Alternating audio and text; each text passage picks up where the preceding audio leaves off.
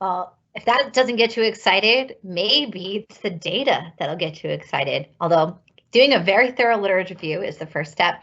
My name is Kristin Kostka, and I have the privilege today of talking to you about the OHDSI Data Network in action. I work at IQVIA, just a little data company, and I'm an epidemiologist by training. So I'm really excited to talk to you guys about what we've been doing. Next slide, please. We are the United Nations of OMOP. If you don't know what OMOP stands for, you can think of it as both an artifact of a great experiment that happened many years ago and a data model that helps bring us together across these countries. We have 37 databases participating. These represent a variety of real-world data sources such as insurance claims, electronic health records, administrative data, and registries. We have 10 countries in 3 continents and 8 databases that have COVID positive patients. Inevitably, that statistic is actually growing, and we have more data partners who are looking for ways to come online.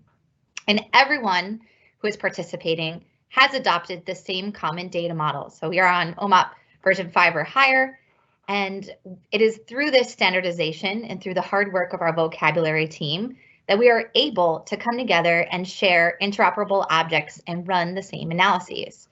Now, if you go to the next slide,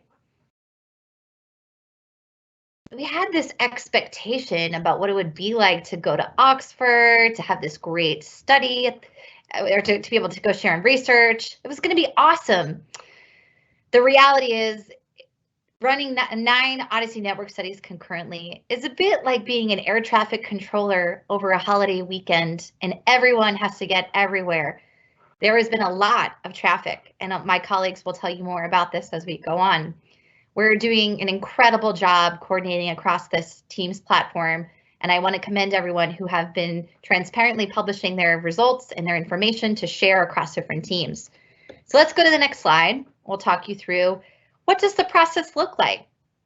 It's a lot like a triage team. My wonderful colleague Talita Duarte from CityApp is co-leading with me, and we have slowly begun to wrangle the beast of running network studies. We intake the requests across the concurrent streams. We've been testing packages. We've been working through and understanding how to assign tasks and priority relative to capabilities of data, as well as the need for the evidence for the clinical practitioners who have raised these questions. We have become your 24/7 help desk, and I will talk more about that. We're here to help you in your journey, and we understand that for 35% of our data holders, this was a brand new experience. They had never done this before. So kudos to them for signing up and joining the journey in the fastest race we've ever run in our life. And of course, we're ultimately looking forward to getting results published, and very shortly, you will see where those results go once they land in our SFTP. Now, if you go to the next slide, what does this look like in action? Well, this might be an eyesore for some. This is the holy grail for me. This is an activity chart that we have made of all of the studies that we are running, the artifacts that we are generating, keeping track of the data owners and where they are. So we have different colors representing the stages that they are in. And we are delighted to say that this chart is changing rapidly. So I can guarantee you, if I showed it to you now, there would be colors in different spots because results are landing in real time. So many thanks to everyone who has coordinated with us, to the data owners who continue to send updates, and to the study leads who are rigorously checking what's coming in.